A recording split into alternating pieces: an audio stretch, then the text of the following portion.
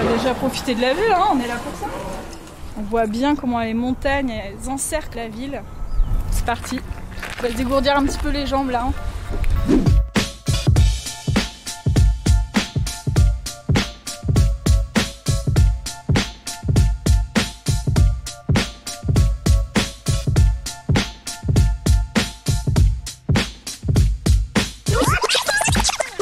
Donc première étape quand on fait du slow tourisme, c'est déjà un petit peu de regarder les centres d'intérêt qu'il peut y avoir très près. Donc, centre d'intérêt Grenoble. Donc là ça me propose plusieurs endroits. Ah tiens, moi j'aime bien aller grimper, donc on va aller là, Fort de la Bastille. On a 52 minutes à pied, ça va.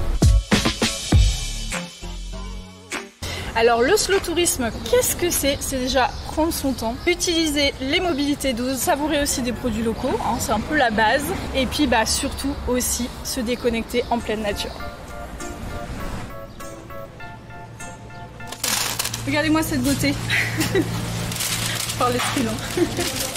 Alors vu qu'il fait hyper chaud aujourd'hui à Grenoble, on va prendre des petites bulles très sympas qui passent au-dessus de l'Isère et qui sont vraiment un transport en commun assez insolite.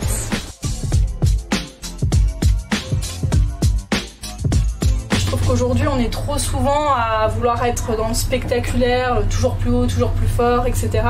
Alors qu'en fait, juste à côté de chez soi, on peut s'émerveiller d'un rien.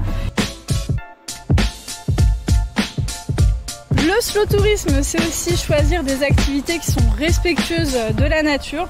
Donc la randonnée, c'est parfait. Moi, ce que j'ai cherché quand j'ai démarré la rando, c'était pas mal autour quand même du matériel, comment bien choisir sa chaussure de rando. C'était aussi comment se préparer physiquement, par exemple sur des grosses randonnées, donc ça c'est aussi important. Et puis il y a les recherches après la rando, quand on a plein de courbatures et qu'on veut s'étirer. Et par là on entend un bruit un peu de feuilles, donc je pense qu'il y a un animal, donc ça se trouve c'est juste un petit oiseau. À force de prendre son temps et d'observer en fait notre regard aussi, il devient plus vif et du coup on voit de plus en plus de choses aussi. Il y a pas mal de fleurs à débusquer mais je suis pas tout à fait toujours bonne en botanique, donc je vais vérifier si mon intuition est la bonne. Donc je fais une petite photo avec Google Lens, je recherche et là ceci est de la molène à feuilles, je dirais, sinuée. Je pense qu'on est plus ou moins arrivé. Je vois que ça se dégage, donc je pense que la belle vue là, elle nous attend. C'est vrai que moi, ce que je peux conseiller quand on est dans ce mode slow tourisme, c'est de pas trop planifier à l'avance. On peut toujours trouver des petites informations qui vont nous faire avancer un petit peu.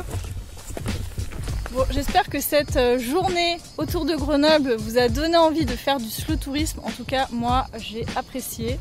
Je vais continuer à profiter de ce beau panorama devant moi et de ces belles montagnes.